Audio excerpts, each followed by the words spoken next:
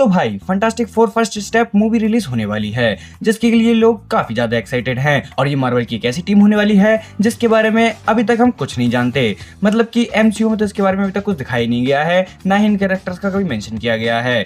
तो हाँ, ये टीम एकदम से नई होने वाली है और इसके बारे में हमें ज्यादा चीजें पता नहीं है। और जैसे कि डूम्सडे मूवी इसके बाद आने वाली है, तो इसलिए ये मूवी मार्वल के लिए काफी इंपॉर्टेंट हो जाती है और लोगों को इसके बारे में ज्यादा चीजें जाननी है, क्योंकि लोग इसके लिए काफी एक्साइटेड हैं। तो इसी चीज को मद्देनजर रखते हुए मैं आपके लिए लाया हूँ top 5 facts about fantastic four. और तुम्हें एक राज की बताता हूँ, ये सिर्फ इस वीडियो का टाइटल होने वाला है, क्योंकि मैं फैक्ट वाली वीडियोस में 5 से ज्यादा ही फैक्ट बता देता हूँ। तो इस वीडियो में ऐसे ही होगा, 5 से ज्यादा फैक्ट बता दूंगा। तो चलो 5 से ज्यादा फैक्ट जान लेंगे, नाम टॉप 5 फैक्ट्स ही रहेगा।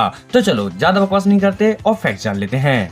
Fact number 1, fantastic four team का भले ही नाम फंटास्टिक फोर है, पर इसमें 4 से ज्यादा मेंबर्स हैं। तो दरअसल में जो फंटास्टिक फोर टीम है, भले ही इसका नाम फंटास्टिक फोर है, पर दरअसल में इसके अंदर अभी तक काफी सारे मेंबर्स रह चुके हैं। मतलब कि जो इसके मेंबर्स हैं वह दर्जनों हैं, क्योंकि दरअसल में कॉमिक्स में कई बार ऐसा हुआ है कि इसके अंदर कुछ नए मेंबर्स आए हैं, पर टीम का नाम हमेशा फंटास्टिक फोर ही रहा है। जैसे कि इसके अंदर हमें स्पाइडरमैन देखने को मिला है, वुल्वरीन देखने को मिला है, हल्क देखने को मिला है, सी हल्क देखने को मिली है, ऐसे ही बहुत सारे कैरेक्टर्स देखने को मिले हैं। मैं सामने आपकी लिस्ट डाल दूंगा, बहुत सारे ऐसे कैरेक्टर्स हैं जो कि हमें फंटास्टिक फोर की टीम में देखने को मिलते हैं। सही साथ बहुत से लोगों को तो ये पता ही नहीं है कि जो फंटास्टिक फोर है इनकी टीम में इनके बच्चे भी आते हैं। नहीं, फंटास्टिक फोर पूरी चारों के बच्चे नहीं, दरअसल में इस टीम के जो माँ बाप हैं, यानी कि जो मेन मेंबर्स हैं, मिस्टर फंटास्टिक और हमारी इनविजिबल वुमन, इन दोनों के जो बच्चे हैं, फ्रैंकलिन रिचर्ड और वलेरिया, ये दोनों भी कई बार फंटास्टिक फोर टीम के पार्ट रह चुके हैं। जिसकी अगर शुरुआत देखी जाए तो सबसे पहले तब हुई थी जब जो हमारा थिंग है वह टीम को छोड़ देता है और जो सी हल्क है वह टीम में आती है। Fact number 2, human torch Galactus का हेराल्ड बन गया। तो दरअसल में जो हमारा जॉनी स्टॉर्म है, यानी कि ह्यूमन टॉर्च, वह दरअसल में एक बार गैलेक्टस का हेरल्ड बन जाता है, यानी कि उसका गुलाम बन जाता है, उसके लिए सर्व करने लग जाता है। क्योंकि दरअसल में एक बार कॉमिक्स में होता क्या है, जो सू स्टॉर्म और जॉनी स्टॉर्म है, इन दोनों की पावर्स आपस में बदल जाती हैं, जिसके बाद जो जॉनी स्टॉर्म है उसके पास पावर्स आ जाती हैं इनविजिबल होने की। और जैसे ही उसके पास ये पावर्स आती हैं, जो गैलेक्टस है वह उसे उठा लेता है और उसे अपना हेराल्ड बना लेता है, ताकि वह उसे सर्व करने लगे। जिसके बाद वह जॉनी को कुछ कॉस्मिक पावर्स देता है ताकि वह उसके लिए अच्छे से काम कर सके। पर दरअसल में जो जॉनी है वो तो जॉनी है भाई, उसने तो गैलेक्टस के ही लगा डाले। उसने करा क्या, उसने पहले गैलेक्टस से कॉस्मिक पावर्स तो ले ली, उसके बाद उसने उसके ही खिलाफ काम करना चालू कर दिया। उसने फंटास्टिक फोर और क्लासर की मदद की गैलेक्टस को ही हराने में। भाई यार, गैलेक्टस क्या चूतिया बंदा है, हमेशा ऐसी बंदों को चुनता है जो उसकी ही मार के चल देते हैं। मतलब सिल्वर सर्फर है, वो भी कई बार फंटास्टिक फोर की मदद कर देता है गैलेक्टस को ही हराने में, और उसके बाद उसने जॉनी स्टॉर्म को ले लिया। भाई ये बंदे को जानता नहीं है क्या वो, उसने इसकी ऐसी तैसी करा दी। खैर, हम बढ़ते हैं हमारे अगले फैक्ट की ओर। फैक्ट नंबर 3, बेन ग्रिम को सूट पहनना पड़ा द थिंग बनने के लिए। हाँ, तुम एकदम सही सुन रहे हो।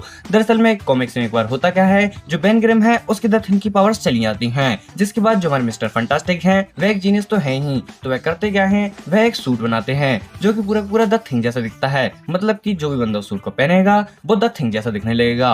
और सिर्फ इतना ही नहीं, उसके पास काफी सारी पावर्स भी आ जाएंगी, जैसे कि द थिंग की स्ट्रेंथ वगैरह। तो जो हमारा बेन ग्रिम है, जब उसकी पावर्स चली जाती हैं तो वैसे सूट को पहनता है फंटास्टिक फोर की मदद करने के लिए। सही साथ जो फंटास्टिक फोर की दुनिया में इमेज है, तो उसमें 4 बंदे हैं जिनमें एक थिंग भी है, उस चीज को बनाए रखने के लिए। फैक्ट नंबर 4, मिस्टर फंटास्टिक की बेटी का नाम डॉक्टर डूम ने रखा है। हाँ, तो जैसा कि हम जानते हैं कि जो डॉक्टर डूम है वह फंटास्टिक फोर का सबसे बड़ा और मेन विलन है। और अगर तुमने कॉमिक्स पढ़ी हैं या फिर तुमने फंटास्टिक फोर की और मूवीज भी देखी हैं, तो तुम ये जानते ही होंगे कि जो विक्टर वॉन डूम है उसकी जिंदगी का यही मकसद है, कैसे वो इन लोगों को परेशान कर सकता है और इनकी जिंदगी को बर्बाद कर सकता है। मतलब कि उसके दिमाग में हर समय यही थॉट चलता रहता है कि आज कैसे मिस्टर फंटास्टिक की फैमिली को परेशान करा जाए। तो हाँ, उसके दिमाग में हर समय यही चलता रहता है। पर इस सब के बाद भी जो मिस्टर फंटास्टिक की बेटी है उसका नाम डॉक्टर डूम नहीं रखा है, क्योंकि दरअसल में जब सू स्टॉर्म को उसकी बेटी होने वाली होती है तो उस समय रीड रिचर्ड वहां पर नहीं होता, जिसके कारण जो जॉनी है वह अकेला पड़ जाता है और वह पैनिक करने लग जाता है। उसको समझ नहीं आता कि वह क्या करे। तो तभी इसी परेशानी की हालत में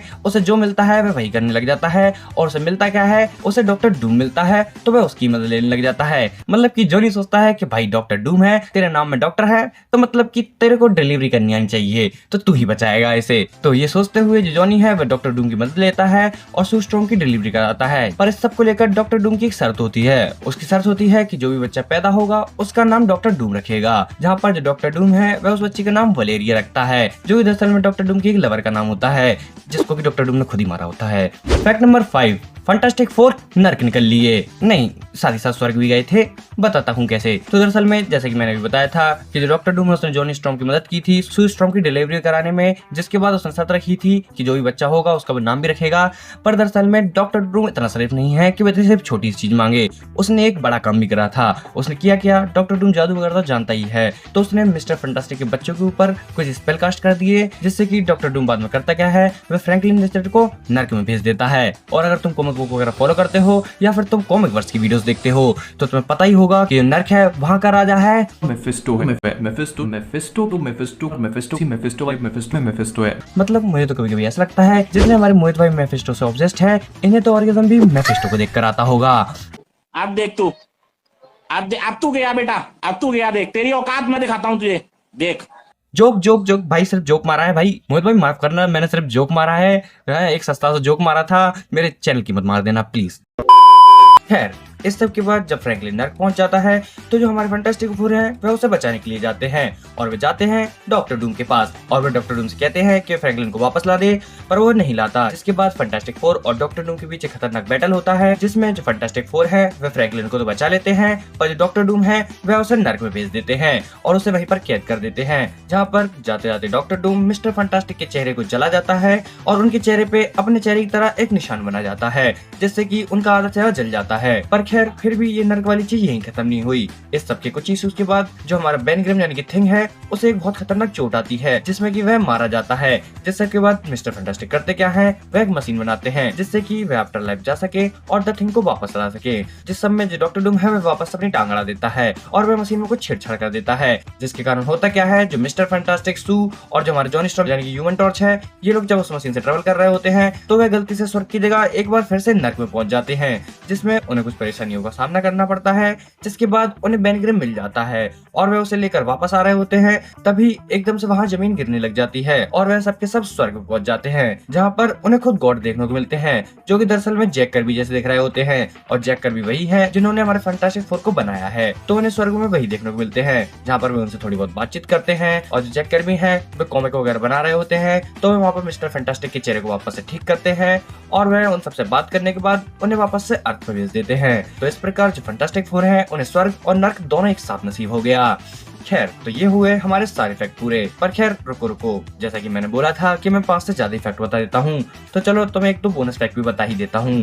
bonus fact, mister fantastic doctor Doom बन गए। नहीं, तुम जैसा सोच रहे हो दरअसल में वैसा नहीं है। दरअसल में जो मैं तुम्हें पिछला फैक्ट बताया था, जहां मैंने बताया था कि जो फंटास्टिक फोर है वे डॉक्टर डूम को नर्क में कैद कर देते हैं, तो दरअसल में उसके और जो हमारे फंटास्टिक फोर बेन ग्रिम को बचाने के लिए स्वर्ग जाते हैं, उसके इन दोनों के बीच में एक कहानी और चलती है, जहाँ पर जो मिस्टर फंटास्टिक हैं वह लेटवेरिया के रूलर बन जाते हैं, क्योंकि जैसा कि फंटास्टिक फोर ने डॉक्टर डूम को नर्क में कैद कर दिया था, तो इसके कारण लेटवेरिया का कोई रूलर बचता नहीं है। तो इसलिए इस जगह जो मिस्टर फंटास्टिक है वे अपनी जिम्मेदारी को समझते हैं और वह कहते हैं कि डूम नहीं है तो वही अब इस जगह की रक्षा करेंगे और वही इसके राजा बनेंगे। और यहाँ पर इस जगह मैंने मिस्टर फंटास्टिक को डॉक्टर डूम इसलिए बोला था क्योंकि दरअसल में जब मिस्टर फंटास्टिक डूम को कैद कर रहे होते हैं नर्क के अंदर, तो तभी जाते जाते उसने मिस्टर फंटास्टिक को जो चेहरा खराब किया था वो उसने उसी प्रकार किया था जैसा कि डॉक्टर डूम का खुद का चेहरा खराब है, तो उन्होंने वही चीज की थी। इसलिए मैंने यहाँ पर मिस्टर फंटास्टिक को डॉक्टर डूम बोला, क्योंकि दरअसल उनका चेहरा भी डॉक्टर डूम जैसा हो गया था और साथ ही वे डॉक्टर डूम की जगह को रूल भी करने लग गए थे। पर खैर यह चीज ज्यादा समय तक चलती नहीं है, क्योंकि जो मिस्टर फंटास्टिक है वह तो अपना काम सही से कर रहे होते हैं, सारी चीजें सही से देख रहे होते हैं, पर वहाँ की जो जनता होती है वह लोगों के खिलाफ हो जाती है। वह कहती है कि आखिर तुमने डॉक्टर डूम को कहाँ भेज दिया, तुमने हमारे किंग को कहाँ भेज दिया, जिसके साथ ही जो आसपास के और देश होते हैं वह सब लेटवेरिया पे हमला करने लग जाते हैं, सब उस पर अपना कब्जा चाह रहे होते हैं। और जब इतनी सारी चीज चल रही होती है तो आखिरकार मिस्टर फंटास्टिक को एक ही चीज लगती है कि उन्हें डॉक्टर डूम को वापस ले आना चाहिए, और इसलिए वो डॉक्टर डूम को जाते हैं और नर्क से वापस ले आते हैं। अगला फैक्ट, रीड रिचर्ड का एक बहुत बुरा और विलेन वर्जन भी है। तो जैसा कि हम जानते हैं कि जो रीड रिचर्ड है वह मार्वल कॉमिक्स में दुनिया के सबसे होशियार आदमी माना जाता है, पर दरअसल में जब सन 2000 स्टार्ट हुई थी उस समय मार्वल कॉमिक्स ने कुछ कॉमिक्स निकाली थी जहां पर उन्होंने अपने अल्टीमेट यूनिवर्स को इंट्रोड्यूस करा था, जहां पर जो हमें रीड रिचर्ड देखने को मिलता है उसकी बैक स्टोरी हमारे रीड जैसी ही होती है, पर उसकी जिंदगी में काफी सारी बुरी चीजें घटी होती हैं, जिसके कारण वह अकेला पड़ गया होता है और वह पागल हो गया होता है, जिसके बाद वह बनता है मार्वल का एक खतरनाक विलन मेकर, जिसने की काफी बुरे काम करे हैं और वह काफी सारी विलनस चीजों में शामिल रहा है। तो हाँ, एक तरफ रीड रिचर्ड मिस्टर फंटास्टिक है जो कि दुनिया का सबसे होशियार आदमी है और काफी अच्छा हीरो है, और वहीं दूसरी ओर एक अल्टरनेटिव यूनिवर्स अल्टीमेट यूनिवर्स का जो रीड है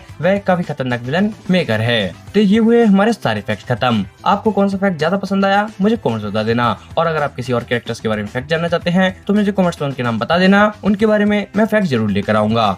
बाकी तुम्हें वीडियो पसंद आई वीडियो लाइक कर देना, चैनल को भी सब्सक्राइब कर देना, क्योंकि मैं ऐसे इंटरेस्टिंग वीडियोस इस चैनल पर लाता रहता हूँ। चैनल पर जाकर वीडियोस चेकआउट कर सकते हो। और फिलहाल के लिए मैं चलता हूँ, मैं मिलता हूँ तुमसे नेक्स्ट वीडियो में। तब तक के लिए देखते रहिए एनआरटीवर्स। और इसी के साथ साथ अगर आप चैनल की कोई इंटरेस्टिंग वीडियोस देखना चाहते हो तो आपके सामने 2 वीडियो शेयर हो रही होंगी। आपको जो वीडियो पसंद आए उस पर क्लिक कर आप वह वीडियो देख सकते हो।